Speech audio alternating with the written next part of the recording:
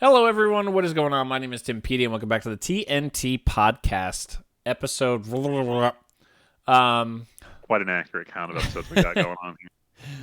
Oh no, this is such a tangent, but I don't care. We're starting off with this.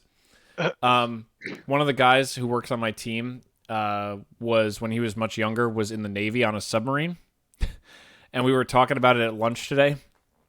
And he, one of the other people on my team asked him, "Oh, how did you guys ever go to the bottom?" And he's like, "Yeah, there's some shallow areas." And I'm like, "Yeah, obviously they could go all the way down to redacted on whenever they felt like." So I was just thinking, "Oh, hey, welcome to episode redacted." Redacted. Fuck. But as always, I am your host Timpedia, and on my right, That's Friedman, also known as Andrew, but mostly known as Friedman. and on my left. Just only Tyler. And just to confirm, it is still, in fact, Friedman. He is temporarily on a different microphone for the next episode or two. Broadcasting from my parents' basement. Yeah, No, where he fucking belongs. I'm just kidding. Oh my god. Shit. Well, Yeah. regardless. We'll have to deal with the scuffed audio for maybe 2 episodes before you guys get to hear my amazingly booming voice one more time. Booming. And the soundboard. Yes.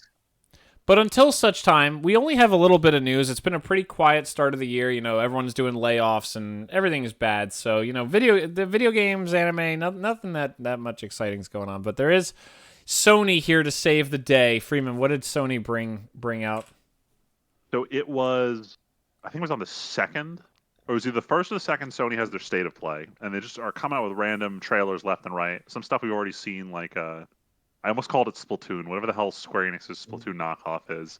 Whatever the literal Splatoon clone is.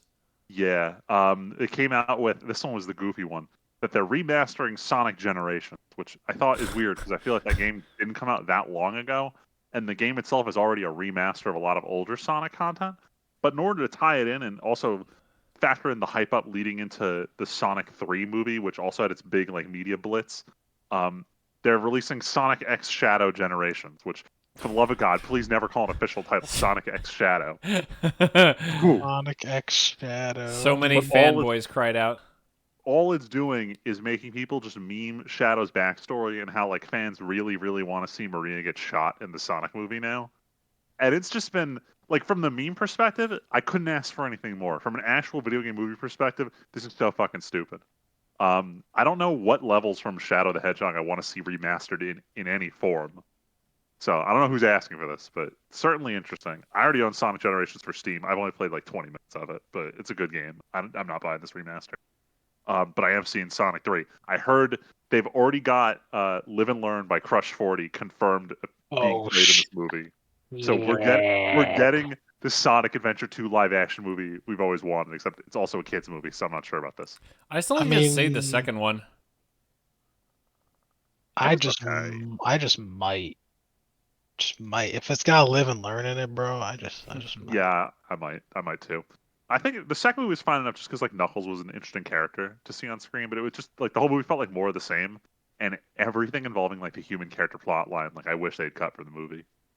Anyway, staying on topic, bunch of other trailers. They had a long one for Stellar Blade, which we haven't seen or heard anything about since it was announced. And especially after this trailer, it feels a lot like it's just trying to capitalize on what people liked about Nier Automata. You got big butt waifus with robots following around on cool action adventure missions. I don't know. Looks interesting. I honestly should play Nier before I play this game, so I probably will. But the big one was Death Stranding trailer that took up 19 minutes of this 40-minute State of Play. Jesus. And I don't know if you guys saw it, but I did not. I haven't played any other Strand type video game, so I don't know the plot of Death Stranding 1 outside of the gameplay loop of resetting up the network. So I was very lost on what was going on with the plot, why there's blue people, who half these characters are, who Troy Baker's character is, because there's this bit where he goes and he's confronting Norman Reedus, but then this baby in a samurai suit kills everyone.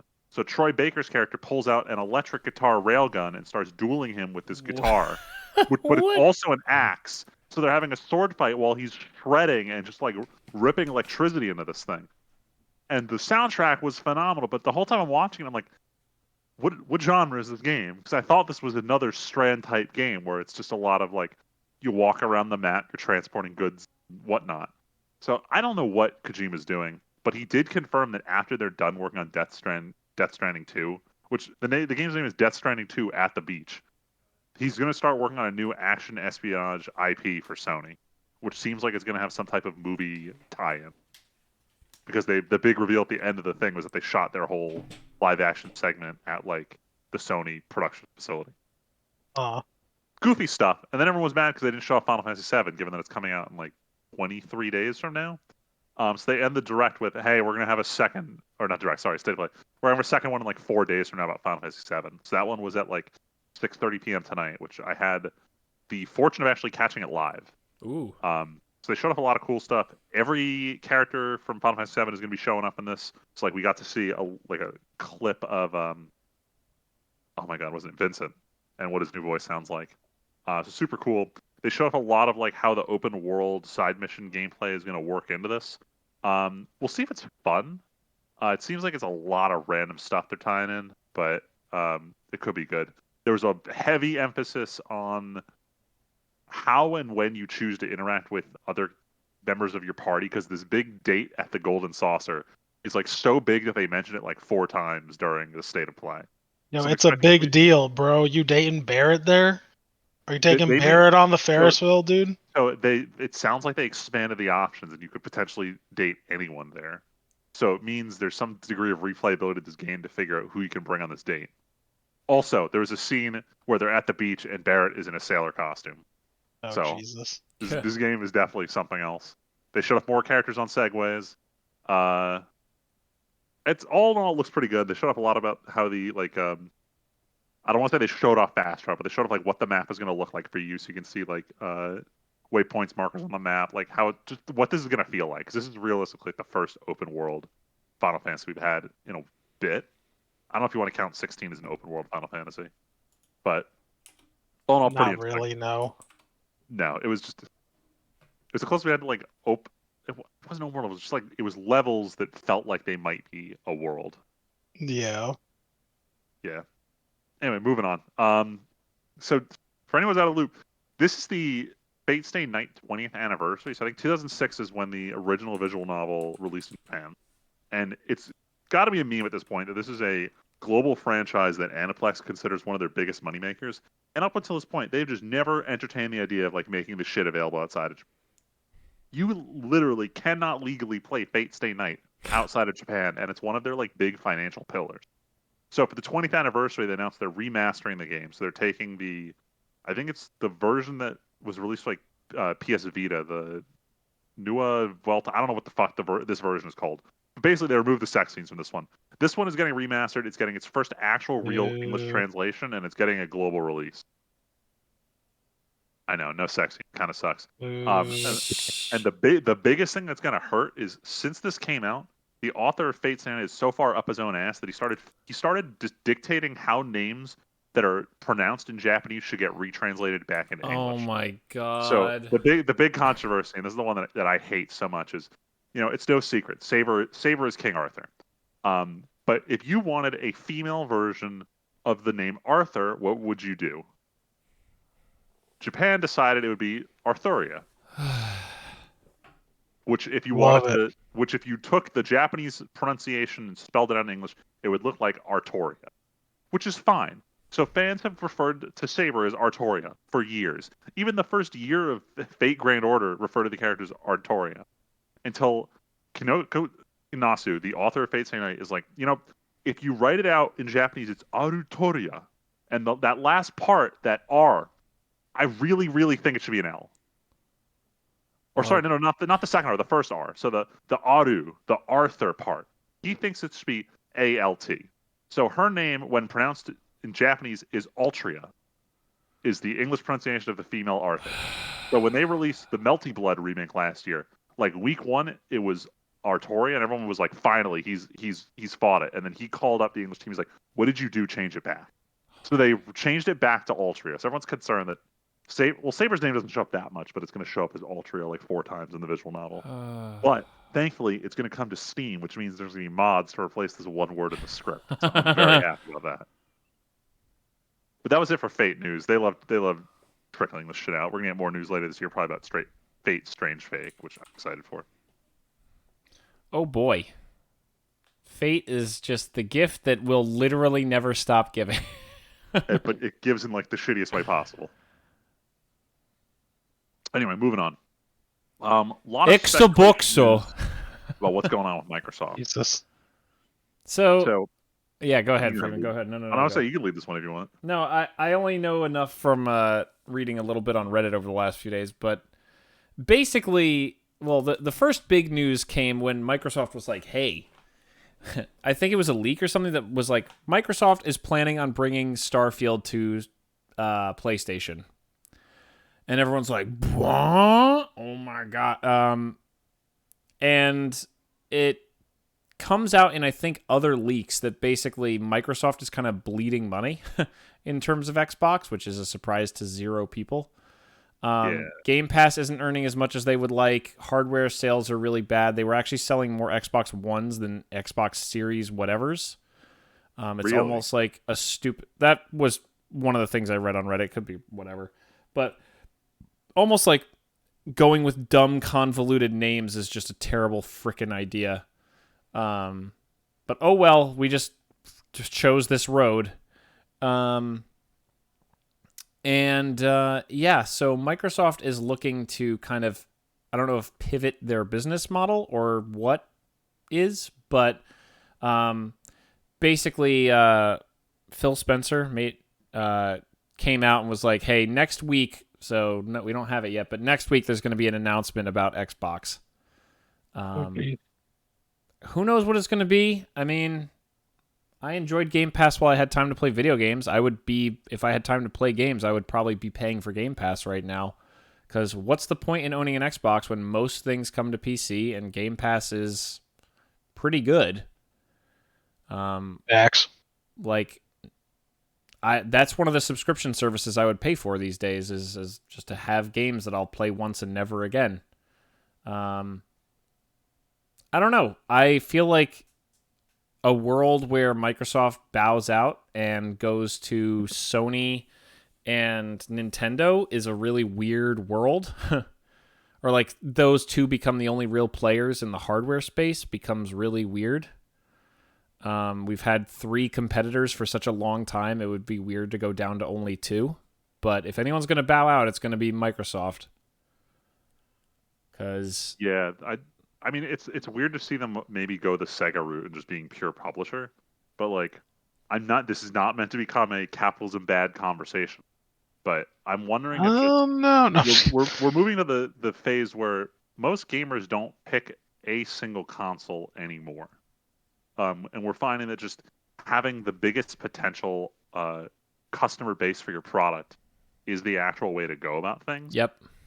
And if Microsoft says, hey, if us having to sell you physical hardware is a hurdle to us making our real money, which is on software, why would we do that? Why don't we just sell them the software? I was also going to say it also is wrapped in with the fact that in terms of Microsoft, Xbox is only a loser. Like, Microsoft doesn't make money off of Xbox. I think Microsoft became the second company to be worth over... Like, they're right behind Apple, or like in the running with Apple again as like most valuable company in the world or something like that. Yeah. None of that is because of Xbox. It's only because of everything they do that isn't Xbox, between Office, AI, cloud services. Like, Friedman, you would know better than I would, but like, isn't that where literally all of their money comes from? Absolutely, yeah. Microsoft, it used to be just like the enterprise licensing of Office products was like a good amount of where they're making their money, and now we're at the point where, they don't have the market share that Amazon has, but in terms of like competitive cloud products, Azure is like pretty neck and neck right now. Mm-hmm. And given that AWS is propping up all of Amazon's other shitty business decisions, I'm not surprised that it's the same thing happening at Microsoft, where it's the other like consumer electronics division kind of there to exist, while cloud services and the selling of software is definitely what's propping up their portfolio. Yeah. And I mean, Office is still going to be the only thing that anybody uses in a professional environment for a very long time. So I'm sure Office still makes them money. Yeah, I've heard cases of a couple companies switching over to using like G Suite for stuff, but I've also like personally know two people whose companies have switched to G Suite to save money and then swap back because they don't. Yep, because they don't like it as much or don't get as much out of it. Yeah. Where did that bring you? Back to me. At the end of the day, like we've seen not console PC gaming. Like it's I don't want to say it's at its peak. I know at least in Japan, it's gotten to the point where like PC gaming is back to being a thing again. A consideration. You couldn't convince people to buy PCs in Japan, and like I don't have any hard facts to say that this is the fault of it, but like it definitely has a lot to do with these VTubers playing PC. I'm telling you, man, VTubers getting people back into PC games. No facts, VTubers though. Feels and VTubers. It's gotta be. There's no other way. It's funny you mentioned PC gaming, Freedom, because I also saw, what was it, like a stats post on Reddit a couple like over the weekend of Steam usage, and it was about hardware and everything like that, and it was I need to, maybe I'll take a minute when you guys are talking about stuff that I don't have anything to comment on. There was some really interesting stats, like the majority resolution is 1080p, not 4K, not 8K, not all this other shit. 1080p is still the majority resolution played by people on Steam. Until like a month ago, I was using 1080p on both my main computer because I didn't have monitors that did higher resolution, and then the one hooked up to my TV because I was using a junk graphics card for that. So I was on 1080p for every device I owned. No, totally. And not to dodge away from the original point, but it makes sense to get into software because software can evolve so much faster than hardware. Like I think we're hitting, I'm desperately not trying to start a giant topic, but I feel like we're hitting this like apex point where hardware is not the thing that is evolving anymore. Like we're going to talk a little later about the Apple Vision thing. Yeah. But you look at I remember also, I keep referring to Reddit. Apple put, like, there was a chart I saw on Reddit of like what Apple's sales come from, and like it's a tiny fraction is like their watch stuff, and the vast majority is just still iPhones. People are buying new phones, but those phones aren't doing new things really anymore. Oh yeah, sort of tie into this because I did actually end up purchasing the Galaxy S24 Apple Ultra. Vision Pro. No. Nah, I upgraded my phone because it's at like it was only supposed to get 4 years of security updates. That ends in like April. So I was like, keep my eyes on the Samsung updates. And one of the big things at their press conference last week was that going forward, phones will get 7 years of software updates. And my first thought is, that's insane. How are they going to guarantee it works on all models? And then I realized we're reaching that convergence point where, yes, you can still double the number of transistors in a space at a year, but it's becoming uneconomically feasible to do so in consumer products. So Samsung is trending towards the idea that over the next 7 years, we're not pushing the boundary on our hardware enough to say that we're going to drop support for older phones like we used to. Because we used to like double the processing power year over year on release, and now it's like we haven't even come to 1.5 times that in 3 releases. So we're reaching that point where hardware is going to stagnate. And it's all in on software. Uh-huh. So that's all that to circle back to why I was saying that it makes sense for Microsoft to be like, why do we keep making these boxes that people just meme about and don't want to buy? Let's just be the Game Pass company, be the successful Netflix of games, and nom up companies, become publisher for them, make money off of them, and that's how we do it. Sony can have their first parties that people like. Nintendo will be their own island for all time and just ride Mario and Zelda and all those for all time. But we'll be the middleman serving software up in the background. And then in 20 years, when they decide they want back in, they have the name Xbox 720 ready to go. The Xbox 720. We'll finally live in that Chrome future like all the renders make it look like. Oh my God. Freeman, how about you talk about a thing that is old coming back that you are probably thrilled about? Persona 3 Reload released this week. So this one was fun. I had already told you guys in the podcast, and I'm keeping true to my word, that I wasn't going to play this at launch because it's too close to Final Fantasy VII. And I didn't want to put this game down and pick it up because I'm terrible when it comes to doing that with video games. But this is out. The week before it came out, I see on YouTube Persona 3 Reload live action trailer. And my first thought is, they better not fucking making anything live action about this game. How bad does this trailer look? I mean, the trailer is so stupid. It's the actor who plays Five from Umbrella Academy, just walking down the street talking about like generic JRPG, like you got to save the world stuff, all while like cutting to footage of Persona 3. It was the worst trailer I've ever seen. Oh But no. like it could have been so much worse. So I'm just happy they didn't attempt some live action shit with this. Either way, game is out. I didn't really talk about it too much in the lead up to it, but like almost all of the voice cast has been replaced. But most of the voice cast who hasn't either like quit voice acting or gone batshit Mhm. insane and gotten canceled, all of them voice side characters. It's this nice little callback to the original Oh. cast entirely. That's fun. So very nice. That is cool. Watching reviews of this game just shows how little context a reviewer needs to call themselves a professional. A lot of them will say that this is not worthy of calling itself a sequel to Persona 5, to which everyone's like, this isn't a sequel to Persona 5. It says Persona 3 in the name. It's literally a remake of 3. It's like looking at footage of it, yes, this is stylish. It's nowhere near as stylish as 5. Like 5 is oozing with style in the menus, but like compared to what the PS2 game was, the shit is gorgeous. So I'm excited to eventually getting around to playing this. The big question. Oh, go ahead. I was just gonna say everything I've heard and seen online that implies that people who care about Persona are interested in playing this. It only sounds positive, like how incredible this is, like how this seems to be a very lovingly crafted remake of this beloved game. Yeah, it's something I never thought would happen, and it's got me sitting here questioning: do I buy this on PlayStation, Oh boy. or do I get it on PC because it released simultaneously on both, which means it's Steam Deck compatible. So I can get that grinding in. Well, when I'm maybe not you at should home. get it on that then. Well, the problem is I can't physically hold a Steam Deck right now because of the sling my arm is in. I tried today; it's That not is doable. So true. I'm kind of locked out of playing at the moment, but I'll make that decision after I beat Final Fantasy VII in March. You know, you can also, as I don't know if you've seen me do it, use a mouse and keyboard with the deck. Oh, I know you can, but I unfortunately can't use a mouse right now. Sorry, I forgot which shoulder was it again? So listeners, I was in a minor skiing accident that ended up leading to major shoulder surgery. So No, that's not the story we were going with. Sorry, this all happened after I got back from the war where I was dueling my arch Yeah, rival. war. Yeah. And you know, Char and his counterattack got me. Anyway, Oh my god. long story short, my right arm is in a sling, so my right hand is like on the left side of my stomach. So, and it's currently, at least until the end of the month, I have to leave it in the sling. So I can't use a mouse and keyboard easily. They told me that 2 weeks in, I should be able to adjust my arm so that I can have it at 90 degrees facing forward using mouse and keyboard so I can at least go back to work. But we'll see about that. Mhm.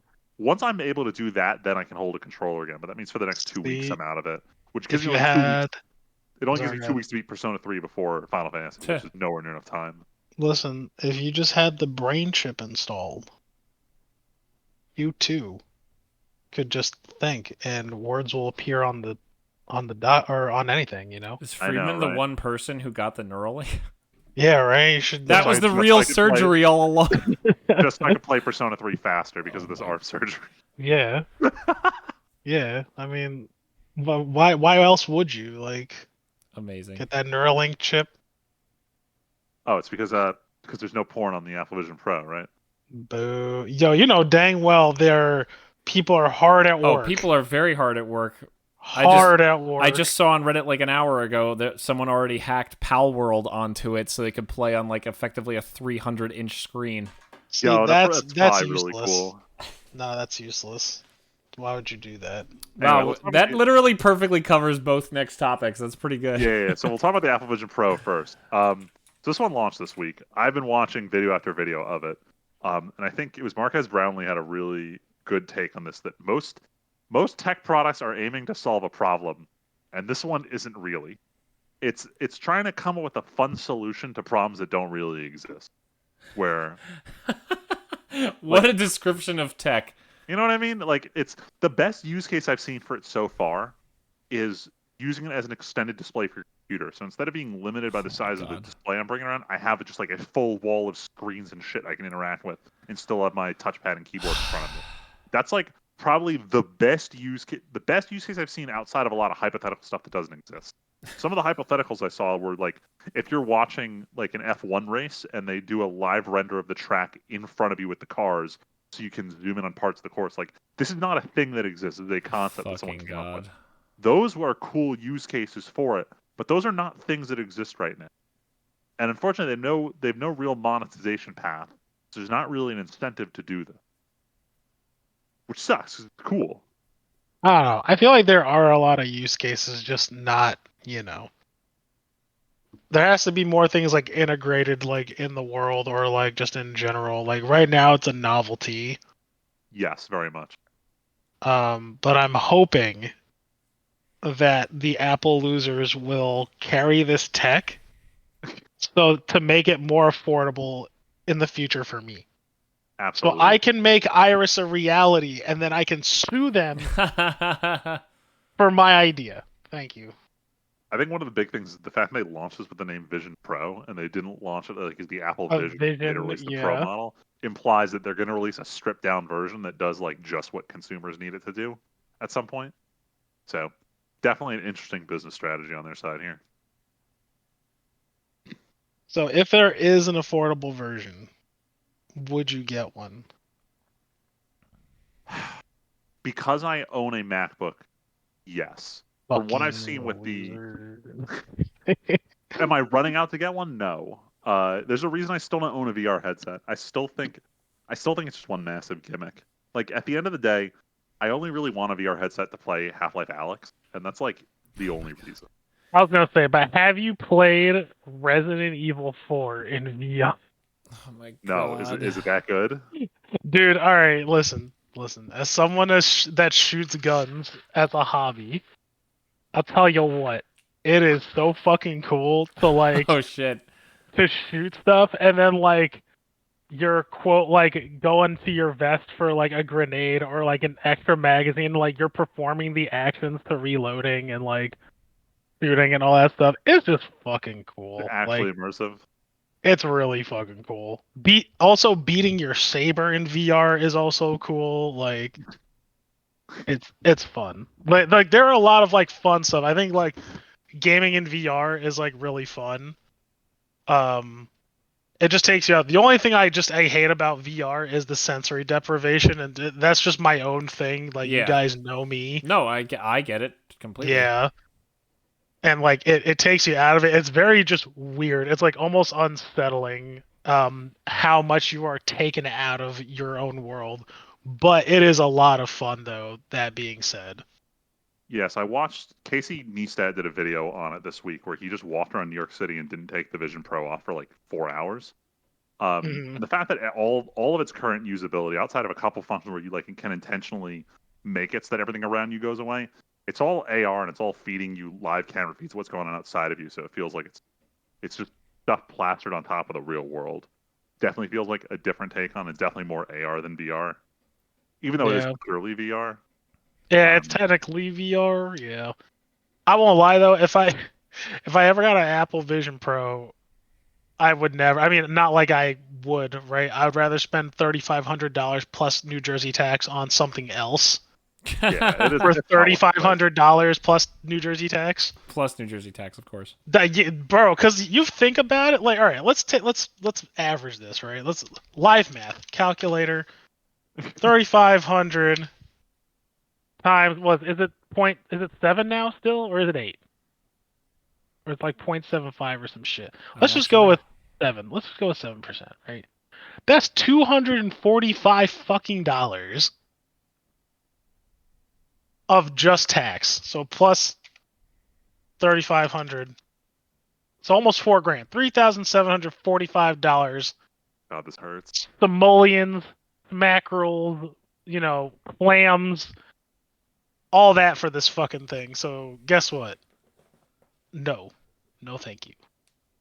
Yeah, Like I'm not. almost the down payment of a car. Like there's so many things I could do with that money. Yeah, I'm not purchasing this thing. This is The a very price of a fucking DJ and photographer.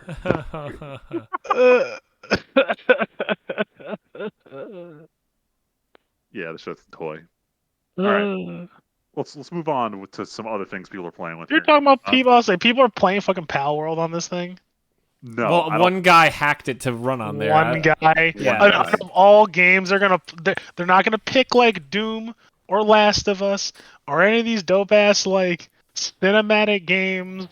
They're gonna pick Palworld. No, I gotta play the meme of the week while it's still hot. Like this is the thing about the internet. We give humans fire, like Prometheus gives us fire, and we just make fucking hot dogs with it. See, Tyler, I thought you were about to say we give humans firearms and they want to enslave Pokemon. I mean, that concept's pretty dope. Have you guys seen it? It's like weird. I've seen like a couple seconds of it. You enslave things that look kind of like Pokemon. You enslave humans, and it's a survival game.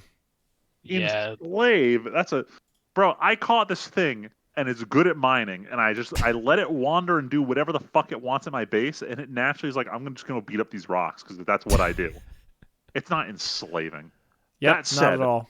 Everyone's making a huge deal about this capturing and forcing them to work in your base mechanic, and all I can think of is none of these people played Metal Gear Solid Peace Walker. My favorite part of that game is you tranquilize people, you attach this balloon to them that yeets them out of the level, and at the end of the level, you're like, if that person's good at cooking, they work in my kitchen now.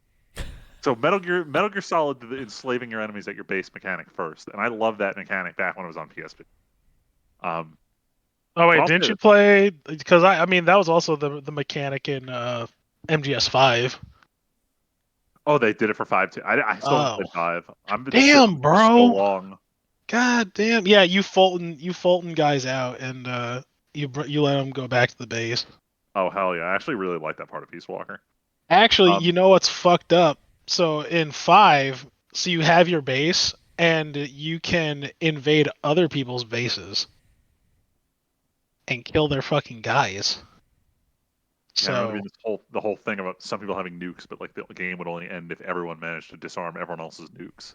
Yeah, that was the gimmick, and it never went that. Like that was the thing. That's how like super off topic mildly.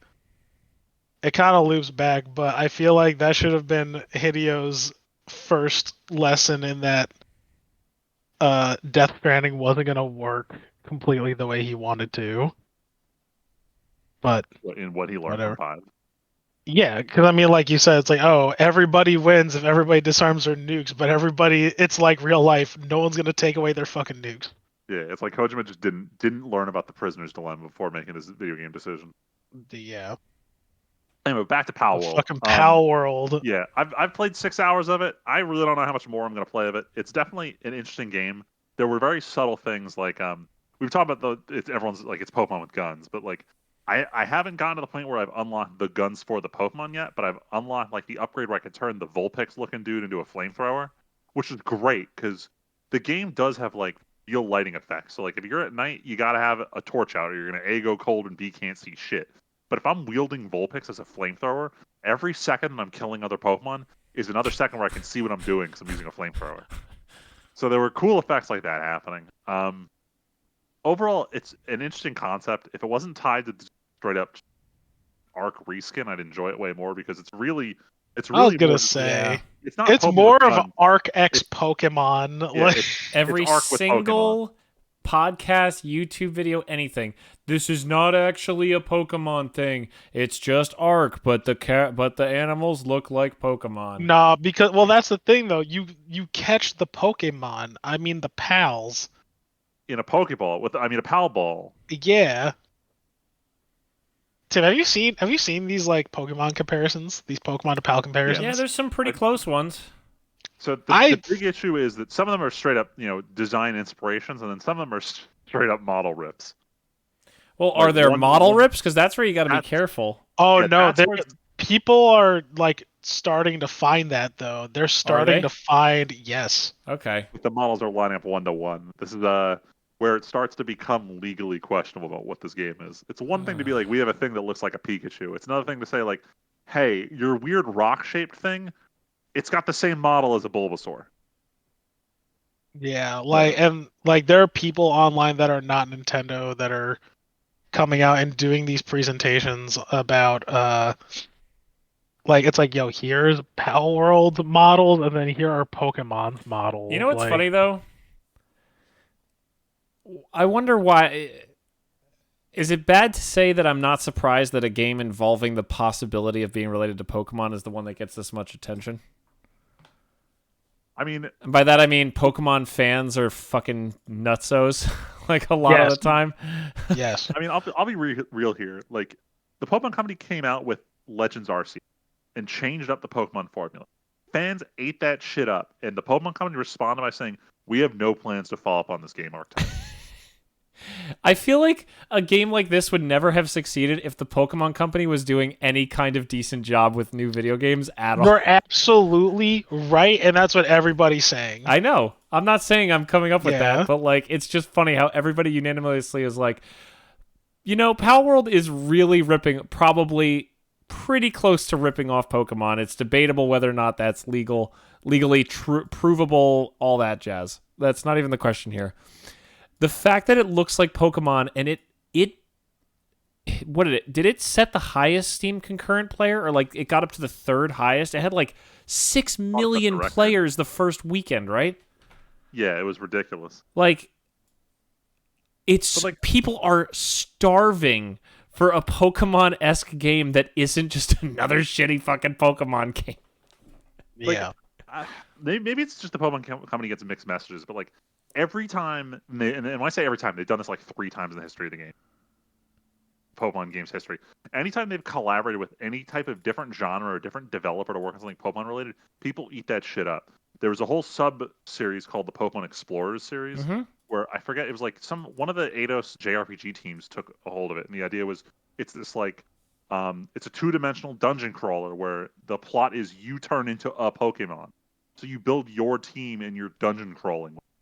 So it was unlike any other Pokemon game that came out. Originally it was on GBA, then it was on DS, and went for like a whole other round of like version 1, 2, 3.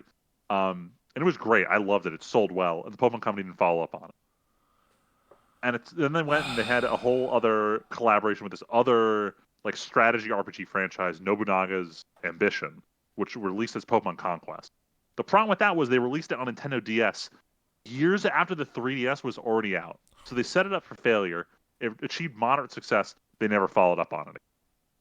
The idea that you can take Pokemon as an IP and just do different styles of games, different gameplay with it, is a cool idea. And they should really, like, Palworld should really be an eye-opener. Like, you can take this Pokemon skin and slap it on other styles of video games, and they might be a cool idea. And you don't need shitty Game Freak to develop that game. I mean, look how well Temtem did for a while. Yeah, until the developers went and started just making absolute shit decisions. Yes. But still showed the fact that it's like, yo, you guys have something good, why aren't you doing it? But Yeah. like they're like sticking to like their whole design philosophy, and like they don't want to evolve, but like the thing is like everybody's just gonna buy into it anyway. So Yup. we've talked about we've beaten this fucking horse to like more than like pulp now. Yeah. On this podcast, so we don't have to go into it. But like, I do think it is funny though that this comes out, and it's not shocking, like Tim said. Yeah, earlier. but to close the loop on this, Palworld is not that good of a game. It's just filling a giant hole in the gaming space's heart at the moment. Yeah. Yeah. I don't have thoughts on this. Yeah, I'm probably done thinking about Palworld. I'm probably not gonna play this. It was a fun 2-week fad, but this shit's over. Unless they start releasing more new fun stuff for it. You know what else is just only a phase and only a fad?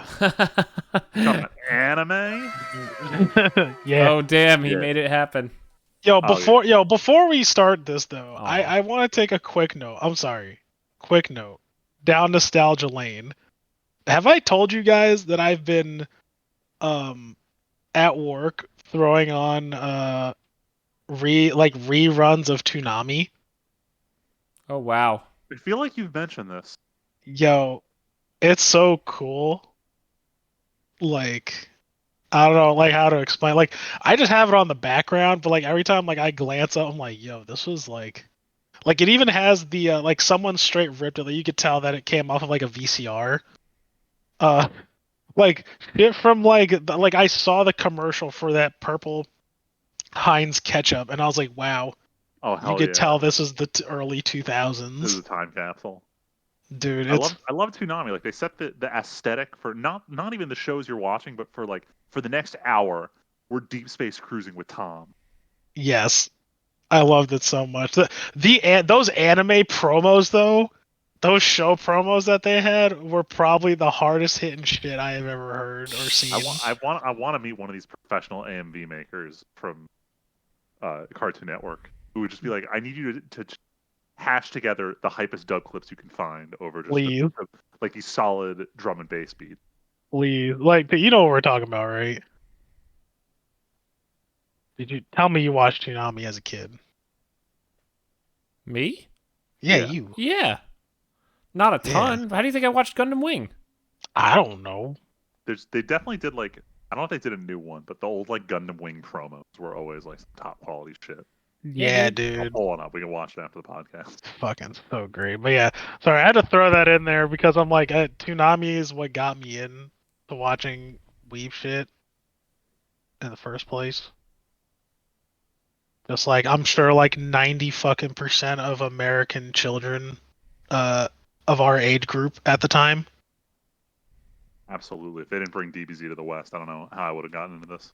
You know, that's a good question. How I wonder how kids are like finding out about and like where are they watching it first? Like are they watching it on Cartoon Network still? Are they seeing it on like Sci-Fi if Sci-Fi is like How are kids now? yeah, Oh, like yeah, how are they Disney being Plus on introduced to Netflix. it? Netflixy thing? Streaming services that have anime on the side. Mm. No kid, unless they're Henry and their parents have Crunchyroll open all the time, is like openly just starting with anime. But it's, oh, look at this cool looking thing, or my friend mentioned this and it's on Netflix. Right. There's that kid in first grade. He's like, "Huh? Your parents didn't show you Demon Slayer? What are you, a loser?" What are you, a loser? What are you, fucking? I'm gonna activate my breathing technique. Like So fucking Freeman, taking deep ass breaths in the fucking. oh my Anyway, god, sorry. kids are gonna be like, The actual Weeb shit. I'm gonna defeat you. My God. Oh, that's gonna be your kid, Tim, and my kid. No, he's Oh not. my You God. guys have already said that Henry's gonna be a jock. He'll beat up kids who start. He will beat up free- those kids. All right. Look, all Henry, right, we'll show you how to defeat the water breathing technique. It's called the fist. It's called the fist. Yo, One oh, I punch. can't even. Fist of the North Star. I'm so sad. I actually want to make a reference to Freeman, but I think at least Tyler's not caught up. No, I'm not. Oh my god. All right, I know the joke you're about to make. Yes, it would have been good, but I can't.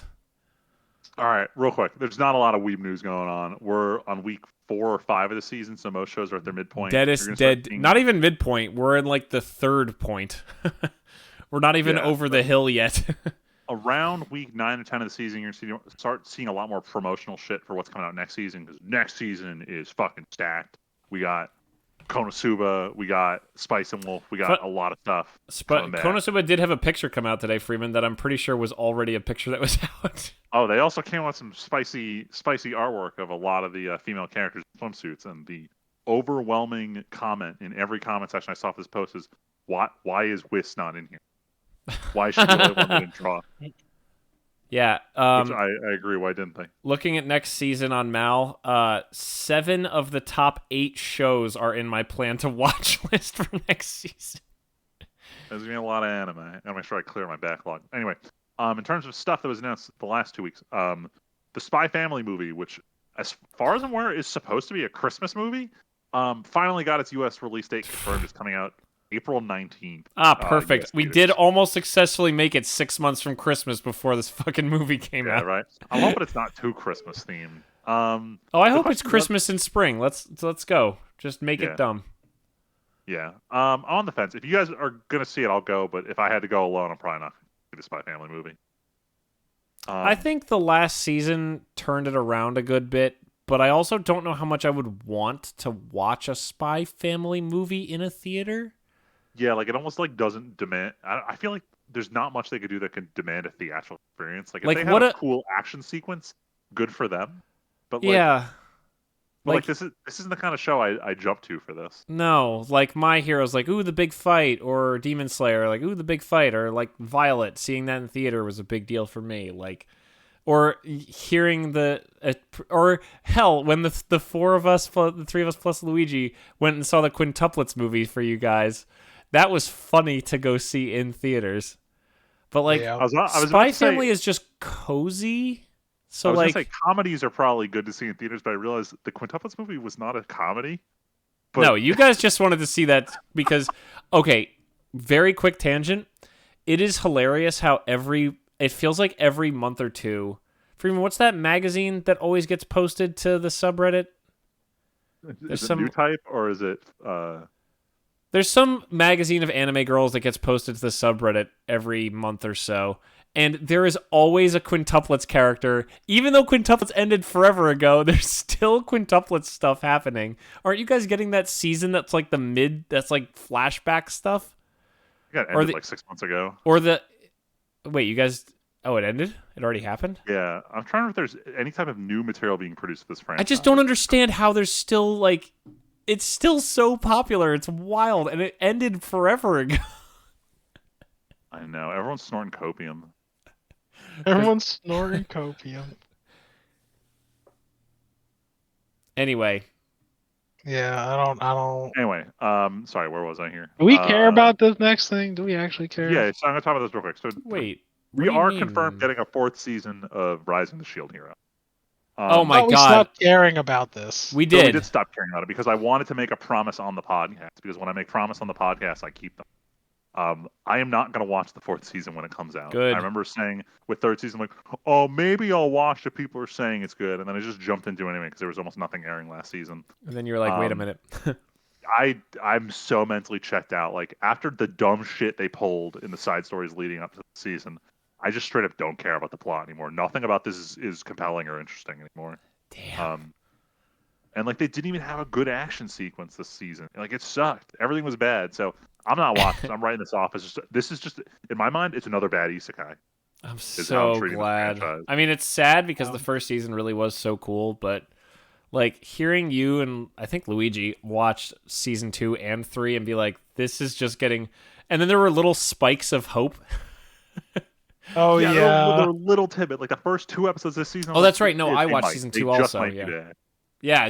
When it started, you were like, guys, not to jump the gun, but Shield Hero might be back. And then after a month, you're like, okay, it's slowing down. Back. And then by the end, you're like, okay, it's a good thing you didn't pick it back up because it's not worth it. Yeah, it's so bad. I hate it. Anyway, yeah, I just wanted to say here that I'm definitely not watching the 4th season unless like. By some miracle, everyone in the world is like, unless I start reading articles about like how Shield Hero 4 redeemed a dead franchise or some shit. Like unless I start hearing like a miracle story about this, I'm just uninvested. I'm not watching. Until Mother's Basement and Giga give it Anime of the Year for 2025. Until they use it to explain why you shouldn't be watching Java's Reincarnation. Only then will I return to this franchise. Oh, I didn't even mean to make this reference, but anybody who wants a good summary of last year. Giguk's anime of 2023 video was pretty slam dunk all bangers that I watched and would agree with the list. I started watching the video, but I was in like an absolutely terrible mood post surgery, so I had to turn it off. Oh, I was like, I'll watch it when I'm like, Friedman. in the mood to laugh at something. You need to be in the mood to enjoy that video, so yeah, that was a good call. Yeah. But hey, speaking of stuff that we watched and played. But yeah, that's it for the Weeb shit. It's literally talk 2 about news non-Weeb articles. shit for a little bit. So who watched this great movie? So, put the first one on here. So, as I'm out of work, out of life with this shoulder injury, I have a lot of time to get some. Well, I can't play games. I can't build Gundams. I can't do any of my hobbies. I'm stuck just watching stuff. I'm stuck watching anime forever. I'm also at my parents' house, so I can't just like watch anything. Like I've effectively quit watching Chain Soldier because not even I want to be called dead watching. So I started going through and like lining up like what are some movies that where it's like I've wanted to see them for so long and everyone I know has seen them, so they don't want to sit down and watch them again, so I can just get through them. So it was like 2 days ago. It was middle of the day. I'm like, let me just sit down and watch Office Space real quick because I've only like seen all the, like the highlight clips through the years. I never actually sat down and watched the entire plot line of it. And I love the first 30 minutes of Office Space. I thought all the Office humor was completely timeless, great. Oh, it is. It's so timeless. But the last half of the movie is me and my friends commit a crime, and then we're like, "Uh-oh, we committed a crime. What do we do?" It was a little goofy, and like, maybe like the last 30 minutes I'd kind of checked out of it. But I still think that the fact that a lot of the humor about just like the uselessness of just like corporate culture, how timeless it was, is phenomenal. I love it. I still think everyone I was works it gonna off at any say point in their life that to watch this. shit is still relevant to this day. The fact that I spent like a good chunk of yesterday like trying to get my parents' printer to scan a document and it wouldn't work. After watching Office Space, I was like, ugh, war never changes. Friedman just started Dude. hearing the music from them going out into the field in the background. In the back Yo, of his for mind. real. you know, if I had a fucking nickel for every time someone referenced that fucking scene to me Oh, at so my job, much. want to You'd be a blow my rich man. fucking brains out. Yeah, I could start my own IT company. Oh, I thought you were gonna say you could beat them to death with your bag of nickels. I literally, yes, with multiple bags of nickels. They're like, haha, I bet you want to take it out back and then hit it with the bat like in that one movie. That one movie. Oh, what? Literally, like, oh, what's that called again? I'm like, it's Office Space. Oh yeah, Office Space. It's when you just look at them and put your earbuds in, but they're so loud that they can hear you're listening to the song as you stare But at the them. actual song, yeah. Oh, motherfucker, die, motherfucker, die. And then I just look them dead in the eyes and just walk away. That's what I mean. Oh man, I've been in that mood lately. I'm not gonna lie. I'm not gonna lie. Tyler, Probably you will. exceed expectations. No. Nope, it's not enough. I must Die, consume. motherfucker, die, motherfucker. Die, motherfucker, die. Oh, I just- Yeah, there's I something just- a bit. I didn't know that Jennifer Aniston was in this. So I was like, oh, what's Rachel from Friends doing here? bro. Yeah, it's easy to So, yeah, it forget that she's the love interest in this movie. Yeah, pleasant surprise. Overall, It's not good movie. fair. It's not fair. What's his face? Peter, man. Peter, man. Everybody remembers my stapler, though. My Steve. Everybody. Honestly, people remember most of the character. Like, if you actually think for more than a few seconds, it's easy to remember most of the character. The Bobs. Bro. Did you know Yeah, that I'm red like- swing line stapler is like a collector's item now? Oh, because of course it is. Yeah, you can't. Number one, swing line doesn't make them anymore, and like. Until it's like the 20th anniversary, and they'll make like 20 of them and sell them Yeah. for $1,000. Yeah, Yeah. but they fucking sell, and I'm like, I hate this. Which I find it's very interesting. Like a quick thing about like. Oh boy. Well, I know it's a quick, but I do think it's interesting, right? Because I Yeah. think we might have talked about it, like scarcity, and how like we kind of generate value, like how like us as humans put value on things, right? And funny enough, Hideo Kojima touches on that, like in memes, right? In his like compilation. I know it sounds really funny, right? But it's really good reading. There's that, and then Red Letter Media did a video where they took this really bad movie and they were like, we have so many copies of this one movie because people sent it to us as a meme, so now we are going to destroy literally like 300 or so copies of this one movie that we own to create scarcity, and then we're gonna sell this one copy that we saved, and donate the money to charity. Nice. Damn.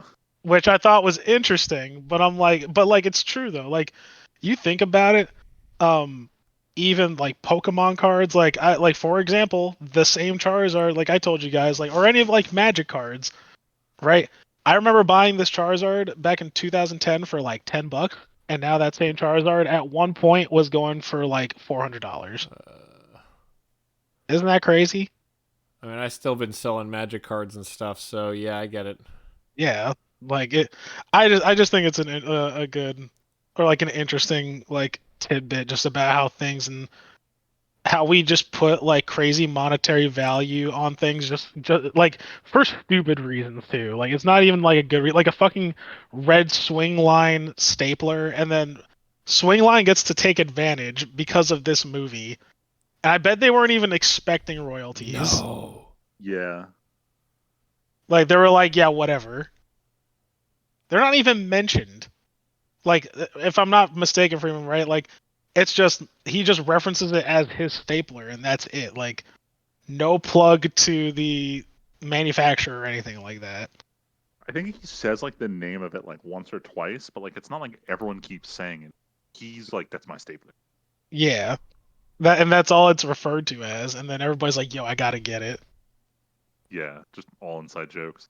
I don't know if you guys were following the whole thing with the Stanley Tumblr and everyone trying to collect these things. Oh my god, yeah, that Oh, good Stanley lord. Tumblr, dude. That's It's the my same. point It's the same exactly. idea. Like I was watching. There's this one guy who does this video about just like bad corporate behavior, and one of his was it wasn't calling out Stanley. It was saying that they did this intentionally.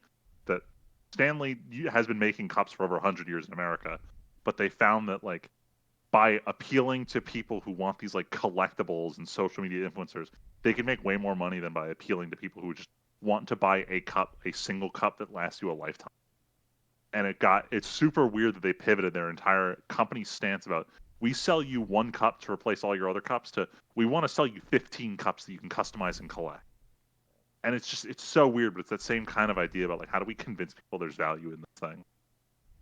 Yeah, it's wild, and I bet you almost because they did that, their quality takes a dip.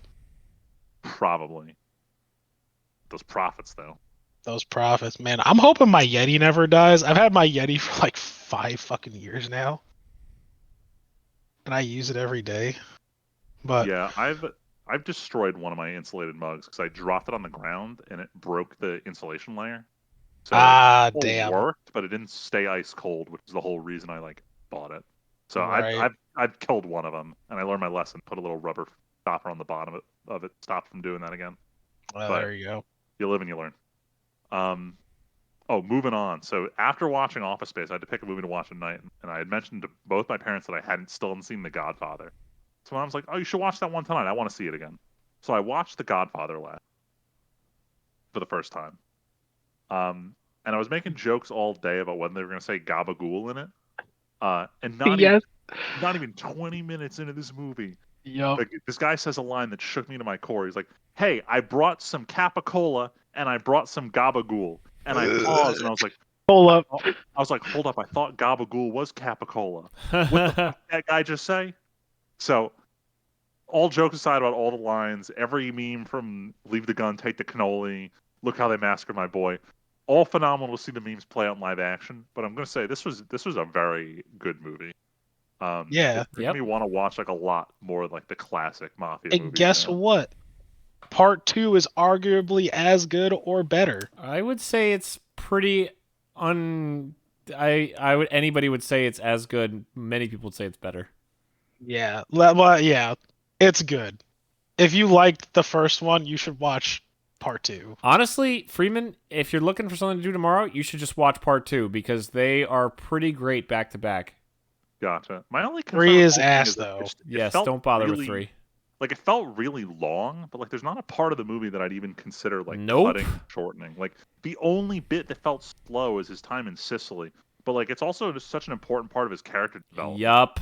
that like I don't want them to cut any part of that. It is Yo, good to hear that you understand this movie, Friedman. The I only watched. thing Oh, I'd sorry, my say bad. yeah, the only thing I'd say I legitimately didn't like about the movie is I felt like Diane Keaton and her character were just so out of place in the whole thing that just anytime she was on screen, I was like, I don't care about her. Get me back to what's going on with the mafia.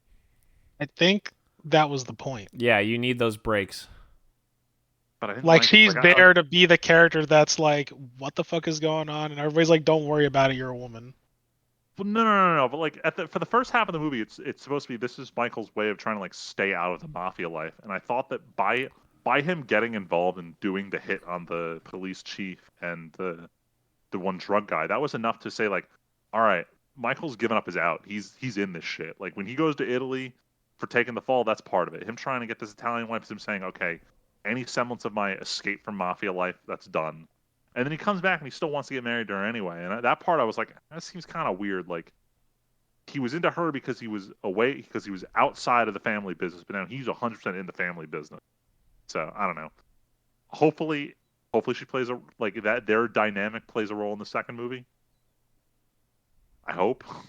I You hope. just gotta watch. All right, maybe I will. But yeah, Godfather, very good movie. Yes. Big hot takes only here. Hot takes only here. I was like, none I of was, those were hot takes. the only thing is I was expecting it to be like the most be all end all movie of all time. Like I don't know if you guys remember this Yeah. in the Barbie movie. They were making a joke with the Kens about how you just need to have a guy explain The Godfather to you. Or was it a different movie? Look, no. Godfather Part 1 and 2 have kind of been seen as this 1 and 2 part movie duology that make up arguably the greatest film of all time to some people. They're really good, but I think it's pretty impossible to name a movie the best movie of all time. But when those conversations happen, Godfather is often in those conversations among Citizen Kane and... Yo, I met 3 fucking people this week that never saw Gladiator. Well, you've now met a fourth. Tim, you hear this shit, bro?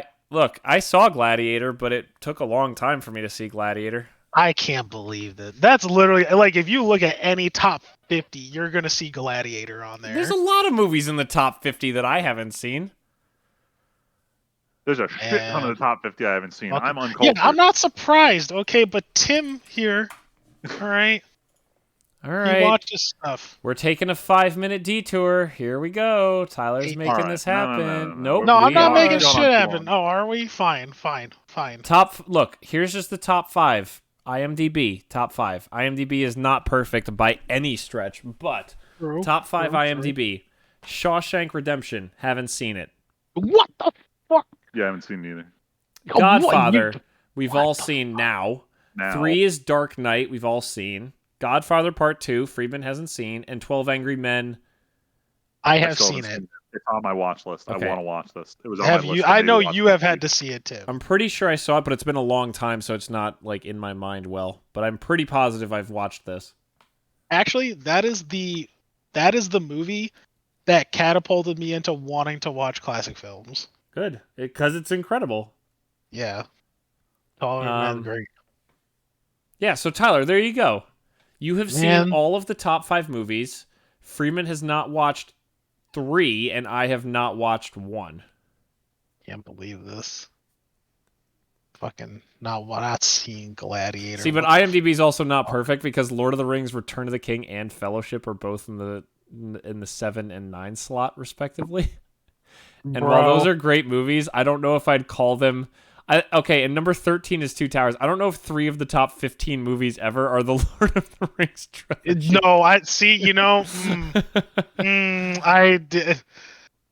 we can talk about that when we get there. Well, I also think that... Okay, I don't know if I'd put Dark Knight also in the top 5 of all time. I wouldn't agree with that either. I think Part 1, Godfather, and Shawshank, and 12 Angry Men are all movies that probably deserve to be up there. I agree. I've never seen Shawshank, but I know it's incredible.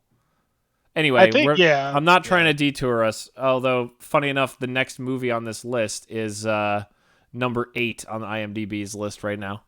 Is it really? Yep. Yeah, so I brought up briefly on Sunday for watching it, but I also watched Pulp Fiction. Just threw it on in the middle of the day. I was like, screw it, let's just jump into this. I don't know what this movie's about. Let's just finally sit down. Oh my God, what a movie to jump in the middle of. And I jumped in, and I spent the whole movie going, I still don't know what this movie's about. Pulp Fiction is an odd movie.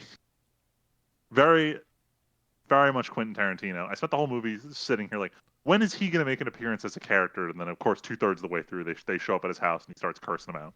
It's always funny how he picks these like bit characters, like in Django, where he's the guy who blows up. But like this role in Pulp Fiction is like actually a role that has dialogue and like interacts with the characters a fair bit.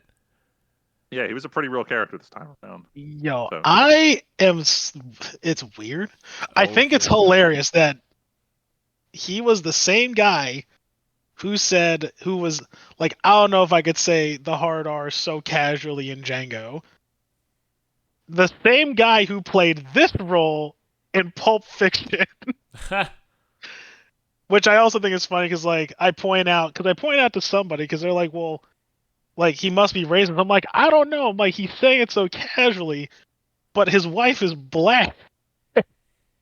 in the flashback, like, in the hypothetical, like, scenario of her coming home to them picking up Marvin's body, right?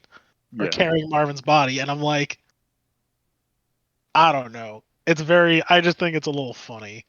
It was kind of weird because I couldn't tell if because in that movie his wife is black, his friend is Sam Jackson, but he yells at Sam Jackson, "Why did you bring this into my Yeah. household?" Referring to the corpse, and I'm just like, The sign odd choice of outside words. say, storage, and I'm like, whoa. He's saying it so casual, like he's saying it with his Yeah, chest. this man is Uh, saying to his black best friend, and his black wife is on the way home, and he just screams his shit, and I'm just like, all right, man, you do whoa. you. I don't know You what do you are. you. Oh Either way, man. Pulp Fiction, goofy movie. I love now at least understanding the context of all the memes from these movies. Yeah. It's a weird experience. Yeah, Knowing Negro, that's all you had to say. to say knowing all these lines completely out of context, and finally getting the context is a relieving experience. I honestly, I'm wondering how many movies I should just watch purely based on I want to know the context.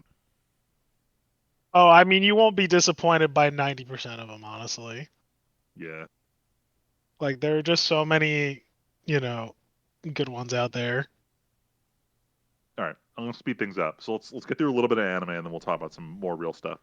I started watching Gundam Unicorn. Woo. I followed my friend's advice. I stopped watching Gundam Double Zeta because it was really boring, and I'm at the point where I like loosely know what's gonna happen with the Neo Zeon War and all this other horse shit. So I jumped and I watched the Char's Counterattack movie over Christmas break, and then I was like, all right, next time I have some free time and there's not enough anime to watch in a season, I'll probably sit down and do Gundam Unicorn. And I went to go watch it last night, and I ran into the struggle of how the fuck are you supposed to watch this, because it used to be a Netflix exclusive, and then Netflix lost the rights to it. So who has it? Supposedly Amazon has it, but Amazon, you can only watch it if you're linked to your Crunchyroll account, which means Crunchyroll has to have it. So I go to Crunchyroll, and Crunchyroll doesn't have Gundam Unicorn, the 7-episode OVA series. Ib, Gundam Unicorn 0096, the 22-episode TV series. So I look up what the fuck this thing is, and they recut the OVA into a 22-episode show that went from roughly 7 hours in runtime to 8 hours and 40 minutes of runtime, with that extra hour and 40 not making up any new content, but filled with recaps No. and then openings and ending songs. Oh my. And I said, no, Wow. this is horseshit. There has to be a way for me to watch the original OVAs as they released on Netflix. And of course, Hulu is the only one who has them in their original form. Oh So no. I'm watching on my Yes. parents' Hulu account because they have ad free. But it's just, I should not have to jump through this many hoops to watch shit. But I watched the first 2 out of 7 episodes.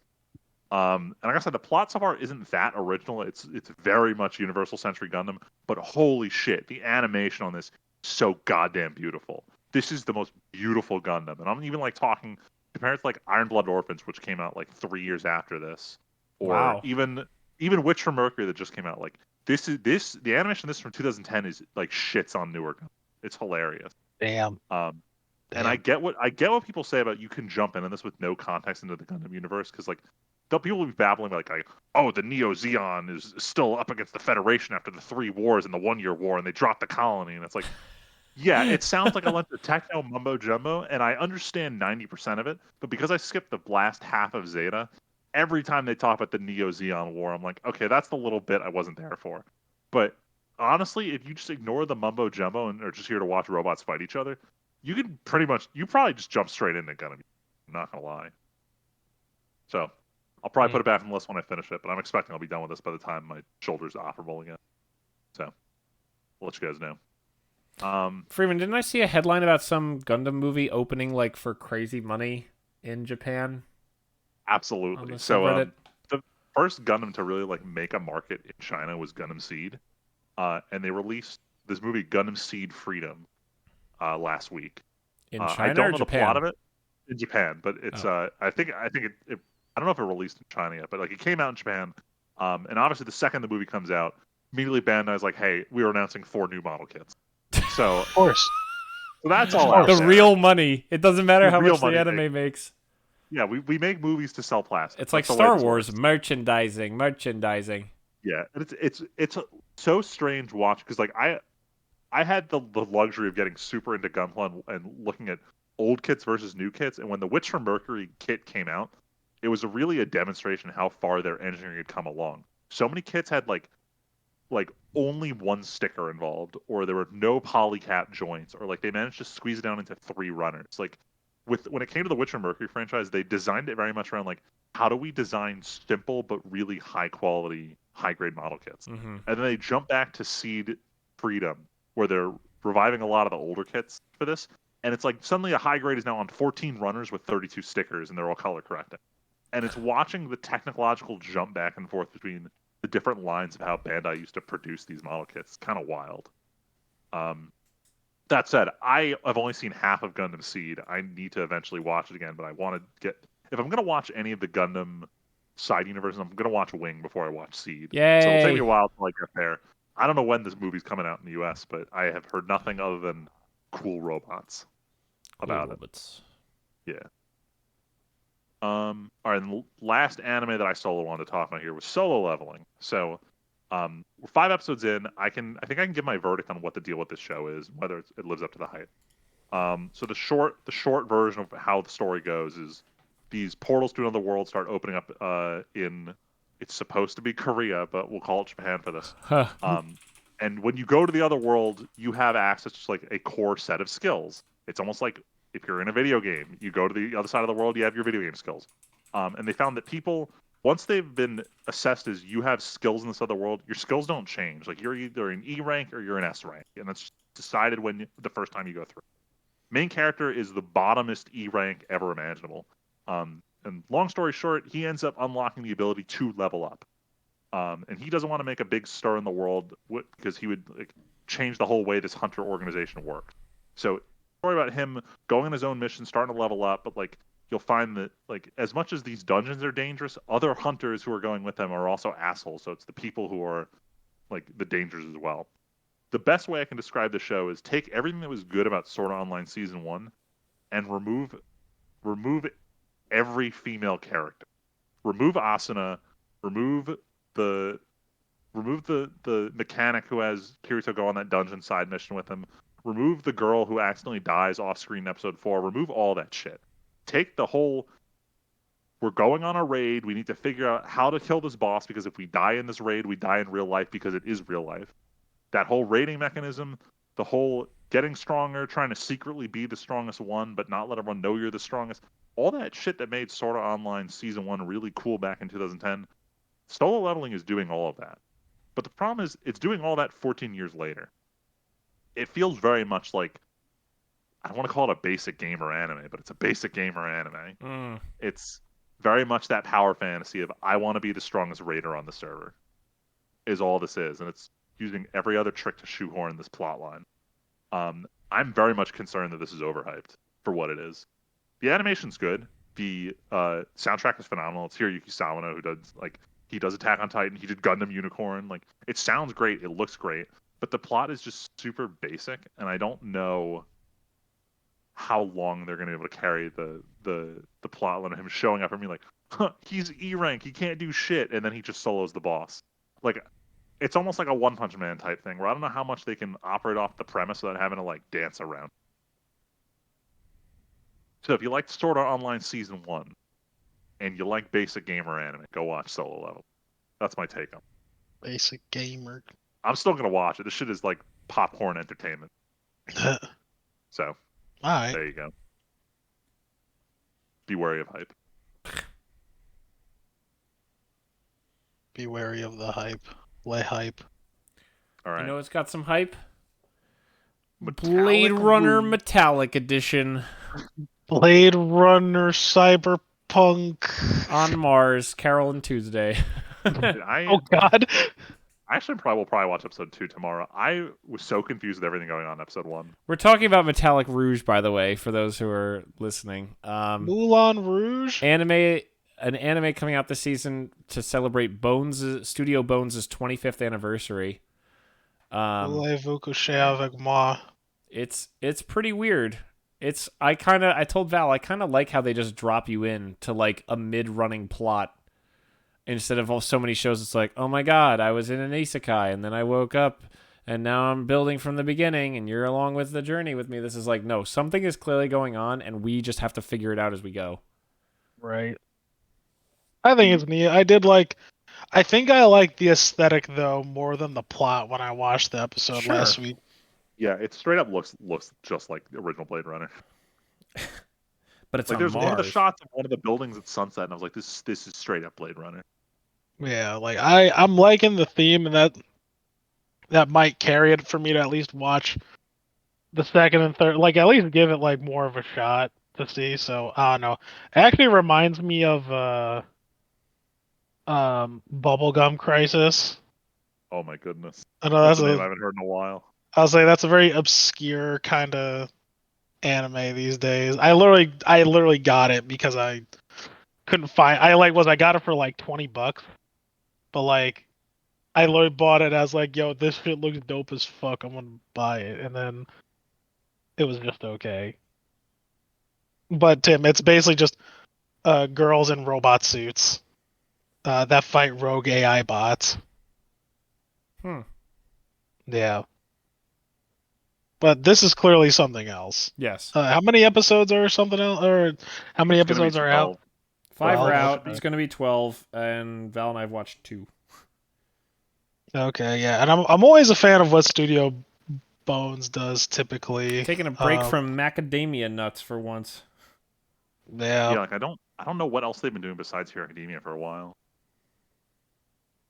Wait, did you? I forgot. Super was it's kind of on top. Did you ever? I talked about it on the podcast. Did you say you watched Sword of the Stranger, Freeman? No, it's been sitting on my watch list for a long Oh, time. right. I haven't downloaded. I just haven't sat down to watch it. Dude, I'll watch that with you. I don't care if Alright. I watched it recently. That was probably one of my favorite movies I've watched last year. All right, I'll keep holding on to it. I also want to Yeah. watch. Yo, it's honestly one of the best things Studio Bones that I've seen them do. Which, says a lot. Listeners, if you haven't seen Sword of the Stranger, that's just fucking awesome. All right, next time we have an opportunity for boys movie night, we'll consider this one.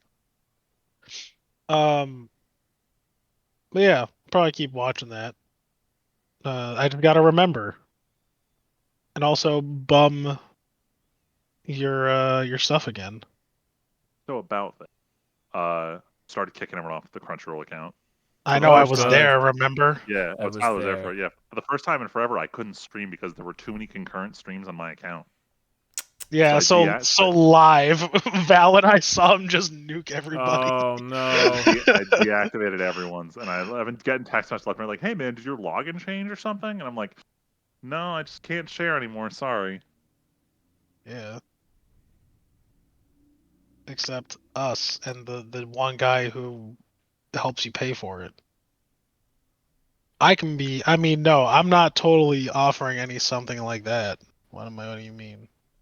It really depends on what the deal is with their like limit concurrent streams. Like if it's literally like only one person at a time, then I might Yeah. have to put down and say like, "Nah, I want to watch on my own terms." Well, yeah. It is yours after all. Yeah. And I can just Anyway. yo-ho. Yeah. Let's talk about some non-anime here. Talk about some cinematic masterpieces that aren't The Godfather. Yeah. On the top 10, I'm talking about the whole enchilada, the entire Lord of the Rings extended cut. Michelle and I watched that in between the last podcast and now. Wow. You didn't watch Yeah. it in one go, did you? No, hell no, dude. I do Good. not have the patience to do that shit. Like we also like kind of left it on. Like we left Return of the King on while we were doing some other stuff. Damn. Dude, but like 4-hour fucking movie. Yeah, it's good. I mean, it is. It really is. Like it's all really good stuff, and that's why I put it down. I was like, man, I just want to say, I'm like, man, that like every time I watch these movies, I'm never disappointed. Nope. Never, not once. Never, not once disappointed. Nope. And yes, you didn't ask, but I'm gonna tell you anyway. I cried like a bitch when Sam carried Frodo up Mount Mordor, dude. Who wouldn't? Every time. And if you don't cry, Get out. yeah, you're a robot, or get out, or something. I don't know. Your tear ducts have been seared shut, or you have no feelings. You're a psycho, and I don't want to associate with you anymore. I don't want to associate with That's you. it. Jeez. That's it. It's to tell me I'm right. Tell me I'm wrong, I mean, but you won't. And Val will agree with me. Yeah, no, it's pretty fantastic. I'm glad you guys watched. Yeah, I mean, We I spent like we have. years of New Year's getting Freeman to watch the trilogy without the extended cuts, just so I he can will watch the I think say extended now I cuts can watch going the forward. extended cut. Yeah. it's hard though. Like it's a hard thing to do, especially for the extended cuts, because like you're sitting down for a 3 hour and some change experience, and then return is 4 hours. So it's like, and like I watched these with Val a couple years ago, and I'm watching them again because Michelle's like, I want to watch Lord of the Rings. I'm like, all right. But I think it's funny because I think I was a little bit more hyped watching them Mm. than she was. I mean, like she was enjoying it. She like we were talking through it the entire time of like, Oh, yo, no. this fucking shit's so great, right? Like, look at this, look at this. I'm like, yo, look at these fucking costumes. Yo, look at all this shit. I'm like, this is why Hobbit's garbage. Like, look at all the quality that's here. And then I looked at like Peter Jackson's like stuff, and I'm like, yo, this motherfucker never made a good movie before and after this trilogy. Damn. Tell me I'm wrong. Ooh. He didn't made dude, come on, like Hobbit's not good. I don't care what anybody says. I think people will come out here and say, "Oh, Hobbit was just okay." I was like, "Yo, but if you compare it, Oh, it's because you not. have Yeah. to, you have to." I'm sorry, not Val and sorry, I, but for like, years, talked about watching the edits of Hobbit that were fan edits that take it down to like a single 3-hour movie. please, like that was like the first mistake. Like they wanted him, I'm sure, to stretch out a single book into 3 books. A book that is shorter than any given Lord of the Rings book. Yeah, I don't, which that was weird on its own, and then there was so much CG, like there was just so much about it that is just so not Did you have to just good. But they add get filler plots stretched out, or it was done so slow? so slow, filler plots, the dwarf and Yeah. the elf falling in love thing. Ugh. A lot of stuff with Gandalf going off to find Sauron and. But hey, we got the Misty Honestly, Mountains song. that's really the only That's good thing about the it. first thing we ever got is the best thing we ever got. Yeah, like actually, that's the The only good thing. Misty Mountains gone But aside from that, through dun- Yeah, no. fucking movies were ass. Yeah. I don't remember anything about them, and I don't recommend them to anybody. Unless, you know what, actually? Watch The Hobbit. If you haven't, if somehow, listener, you have gone this far in life, and you haven't seen Lord of the Rings, not even the theatrical, like Friedman, sure, watch Hobbit. You can watch it, and you can be like, maybe this is a serviceable movie, and then you can watch Lord of the Rings and be like, holy fuck, this came out 15 years before these movies? What? Alright, you know what? Some of the things are questionable. Like, there are some scenes that don't hold up. I'll admit to that. But, like, for every one of those scenes, there's at least 5 really good scenes. But yeah. Oh yeah. That's just me. That's just me gushing about it. I don't have to go on about it. It's just it was just like they're just good movies. I really like them, and they're not on my top like top 4 movies on Letterboxd, but like they're definitely like in my top 10 like movies, Oh and sure. I lump them all in like one go. Yeah, same. If I have to pick Uh, one, it's Return, but they all run together. they're all so fucking good. You know, I think my favorite might be Fellowship. Wow, interesting. Yeah, and the reason why I say Fellowship, and it's a hard pick because they're all like the stories in all of them are so good, right? Especially like the battles in Two Towers. Like, come on, Yeah, you can't beat they're all those. really good. You really can't beat those. But I like the story of like how I love how it starts. I love the ending of like Act Two of like we are the Fellowship. Like we are going to do what we can all the races are going to come together and we're going to stop evil once and for all. And then by the end, it's like, fuck, we really can't do this. Like, we cannot be trusted to take the ring to Mordor. Like, this is nigh hopeless. Like, only you can do it, Frodo and Sam, OP Sam. Sam, the actual real hero. The actual real hero of the entire story. Actually, what was it? Michelle was like, "Yo, why didn't they just have Sam just carry it to Mordor? He clearly had not zero the point. He clearly had this motherfucker looked Frodo in the eyes, and he just takes the ring out of his pocket, and he's like, "You dropped this." Yeah, but there's the whole thing about he didn't do it the whole time. And all Oh this my other god, jazz. bro! I don't want to hear it. I don't want to hear it. I don't want to hear it. But Look, you're also, I mean, you're not wrong. You're also not wrong. So shut up. What the fuck? You're not wrong, but at the same time, though, like, I still find it wild. Then they should have had at least some sort of resistance then, because Sam literally just taking it out of his pocket when he had it, and like just handing it over like it's nothing. I'm like, Jesus. Yeah, he had it for like 2 hours, not 2 years. Bro, motherfuckers look at that ring, doesn't matter who it was, they were like, yo, even the elves were like, Like yo, every that time, like ring. even like Legolas looks at it, he's like, ooh, the ring. Yeah. Don't get that Yeah, near me. but Gandalf doesn't say, oh man, Frodo's such a badass hobbit. He goes, hobbits are not as affected. Look at Bilbo. How many years Bilbo did it take? How many held onto decades? that shit. Yeah, After after his whole decades. life, my guy. Yeah, exactly. Okay, wow. After his whole life, he still managed to drop it on the ground. He didn't want to, but he did, in fact, drop it and leave it and walk away eventually. Yeah. I can't believe Val hasn't, like, kicked the door down to be like, are you guys talking Lord of the Rings here? And Frodo was a little fucking bitch. He's like, oh, I don't want to get this shit up. Yes, he is.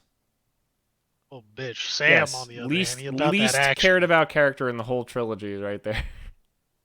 Frodo's about that. Or not Frodo. Sam is about that action, dude.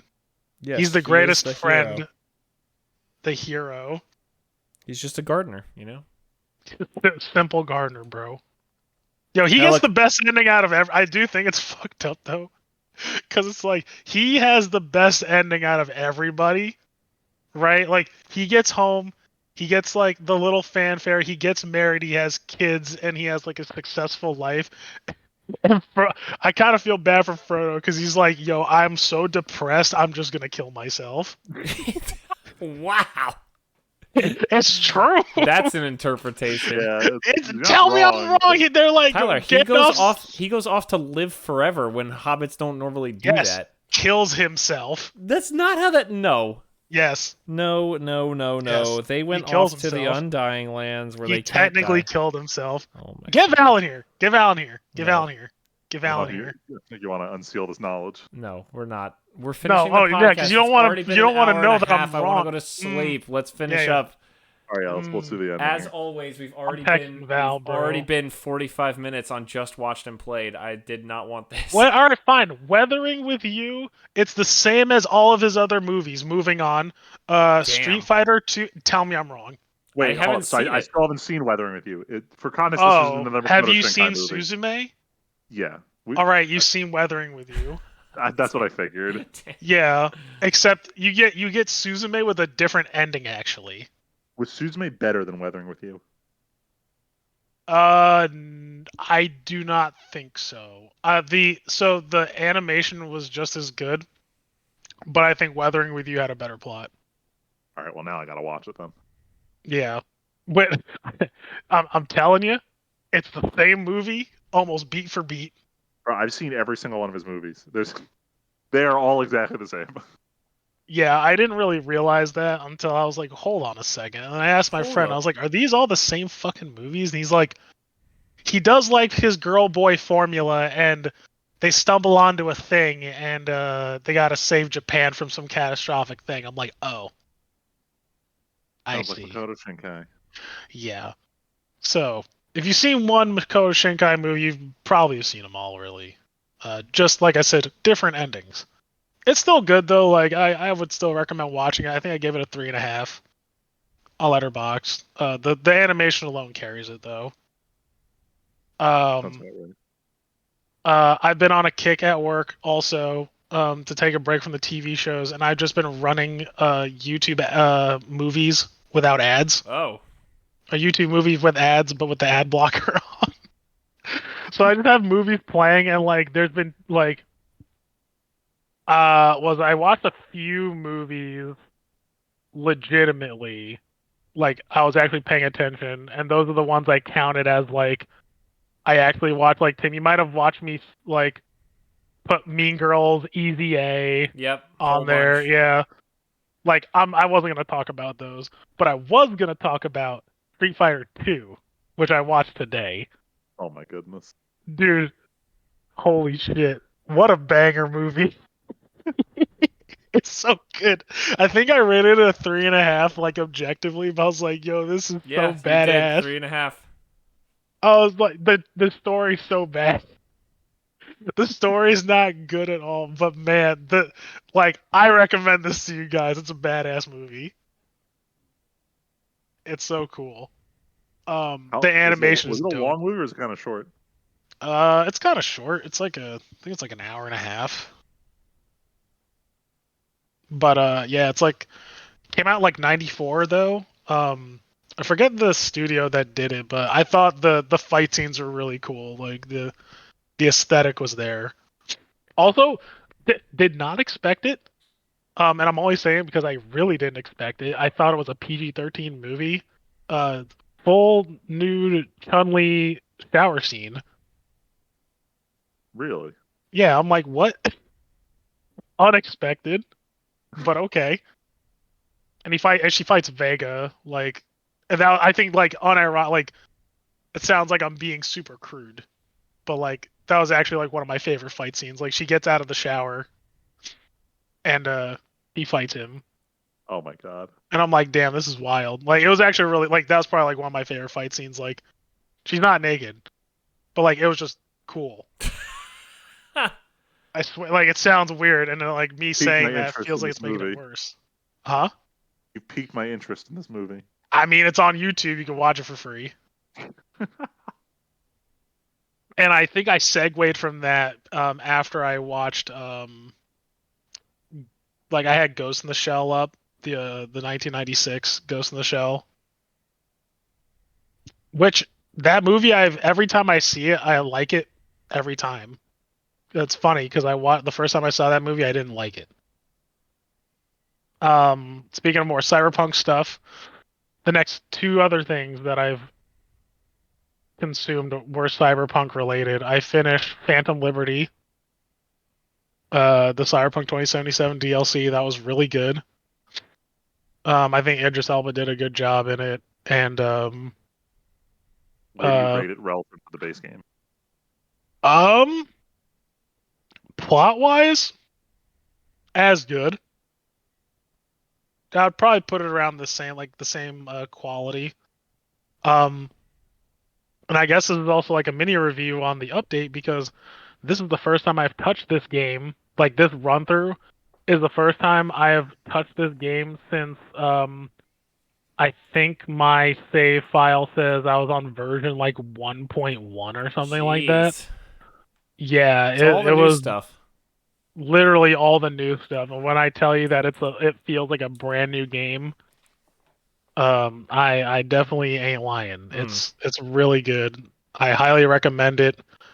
And with uh Phantom Liberty, I think they knew that people were coming back to it, and I don't know if this was the original intention, but like I had plans to play through literally all of it again, Yep, I remember but you mentioning that. it's not in the cards for me right now. There's just so much I want to play, so I was like, okay, screw it, I'm just gonna play Phantom Liberty, and Phantom Liberty has its own game ending.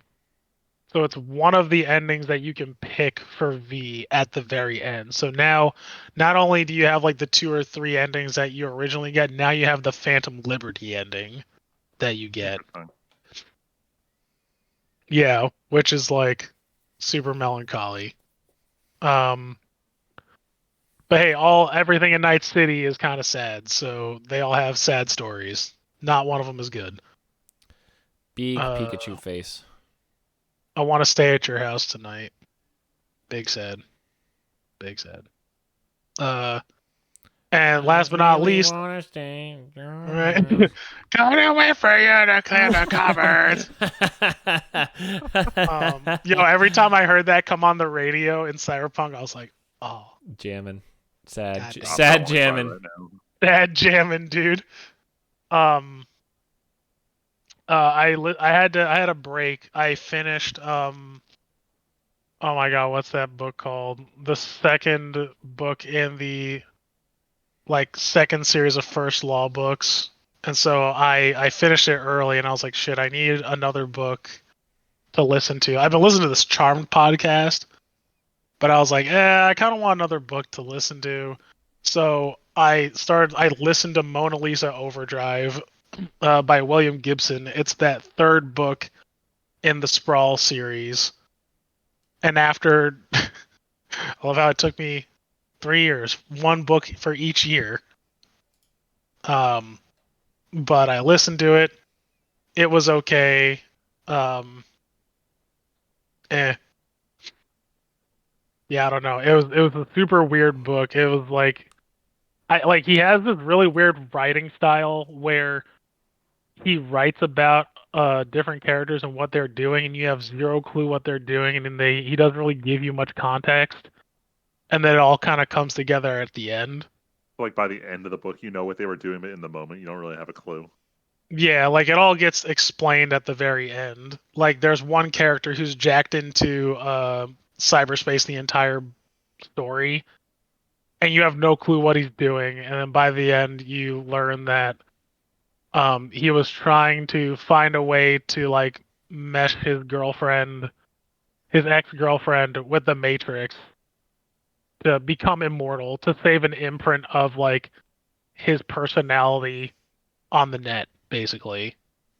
And him and her could live together, and that's what ends up happening. Like she's like, yeah, I want to do this.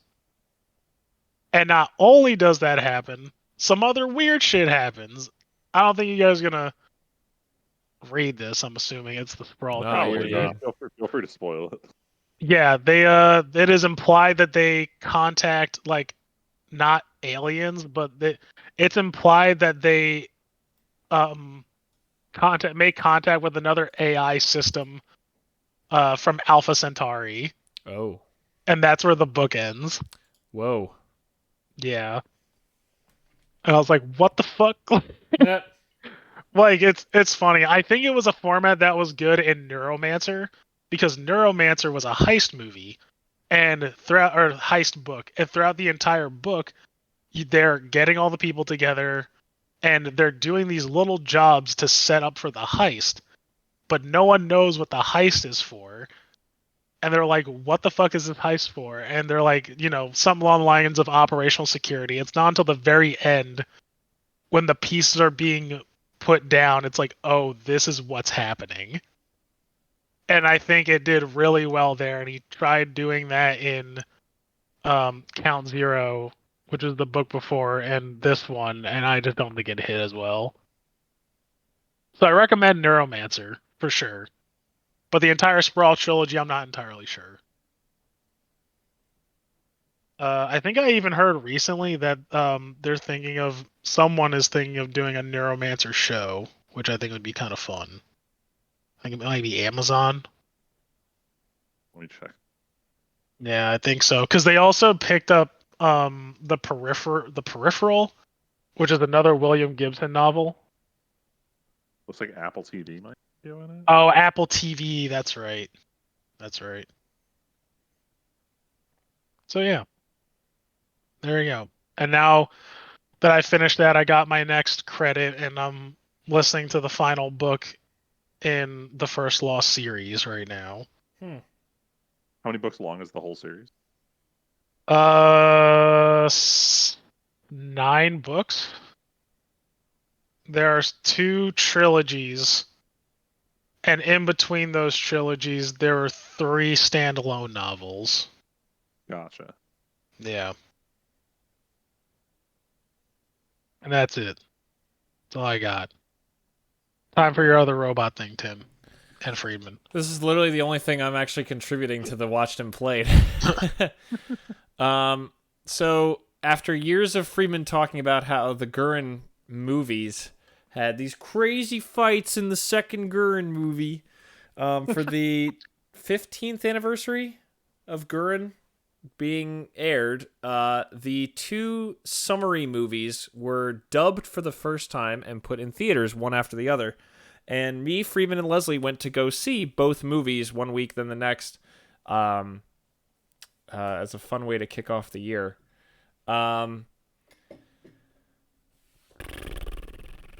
Don't need to watch these movies ever again. I Damn.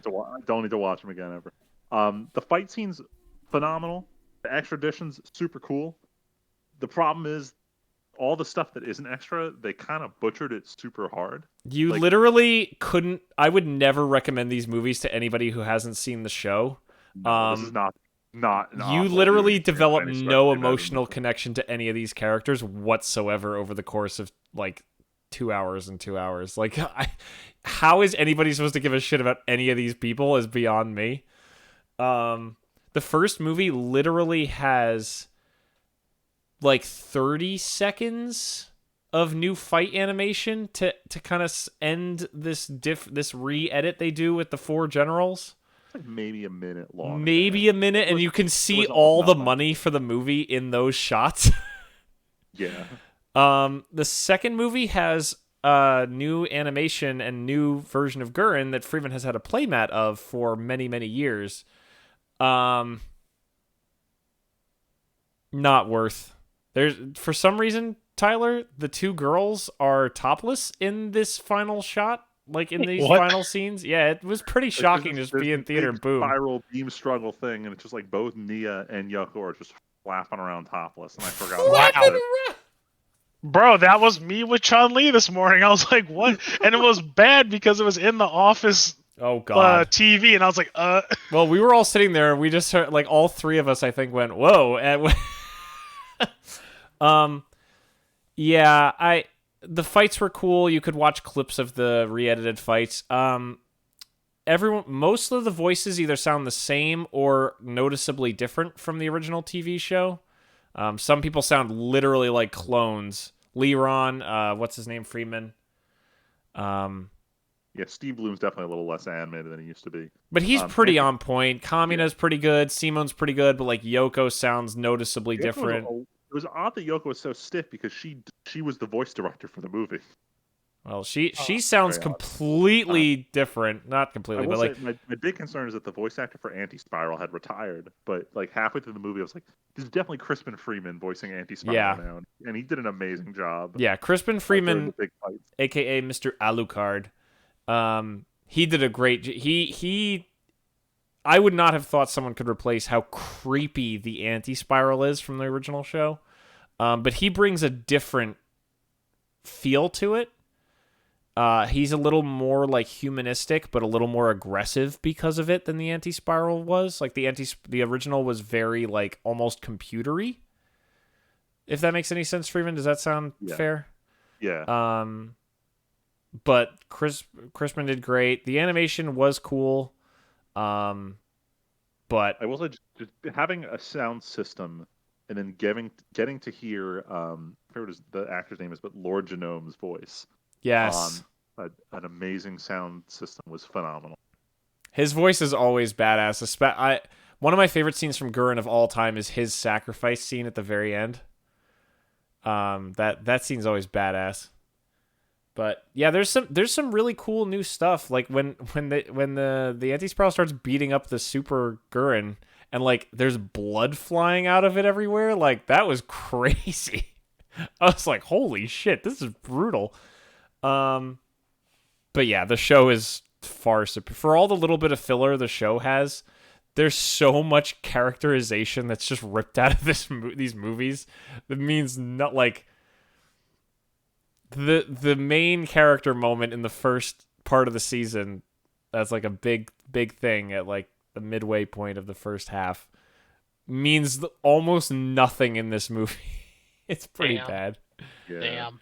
Or Now especially you know what? That's fine because maybe it'll save me the emotional trauma. no, Tyler, just don't bother. Yeah, Okay. all this did is made me want to rewatch Gurren, and it made me even more disappointed that like, you can't purchase it on Blu-ray anywhere. Like the limited editions from the 10th anniversary never got reprinted again, so there's just no way to buy this on Blu-ray at the moment. Damn. And you think they'd re-release it with the 15th anniversary, and they just didn't. Yeah, we'll put out a movie and redub it, but why put out a Blu-ray that we already have everything for? Absolutely ridiculous. Um, Anaplex. Honestly, the main thing for this, it made me know for sure it is literally never a good idea to watch recap movies for anime. Yeah. Like even the My Hero movies that have dumb new stories, at least it's something new. Recap movies that try to retell an anime in 2 hours is pure waste of time. Why They I'm just so they nervous just about the can't upcoming work. Haikyuu movies because they're basically going to be manga recap movies.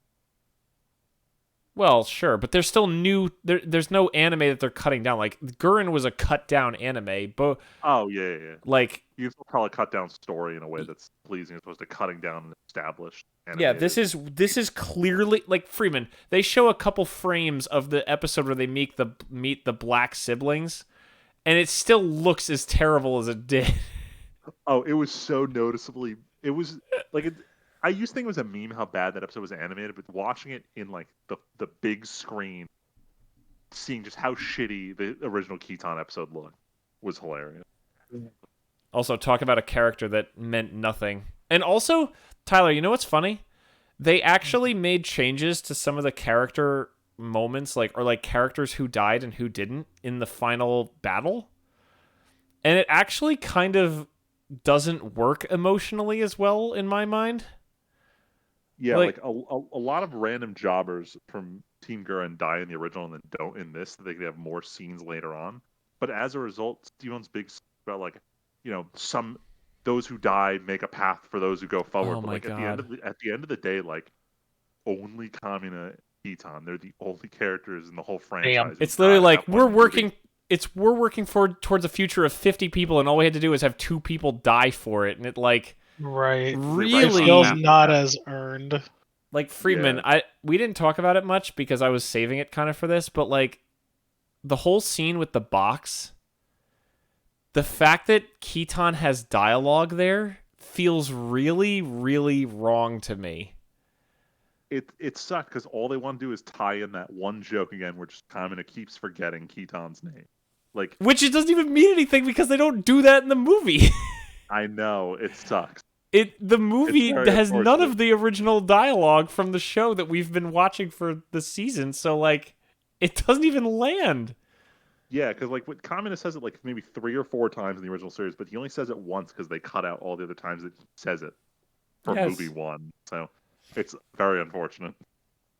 Moral of the story, if you like Gurren as a show, you can watch the movies just for some fights, but honestly, you could probably just watch the re-edit of the entire last battle and the minute from the first movie, and you'll get every bit of value that the movies had to offer. I think I told Leslie when we left the movie, Freeman, I think I said that the perfect version of Gurren is 95% the show, and then sprinkling in a few animation things or improvements or tweaks to like story, like 1 or 2 story beats from the movie.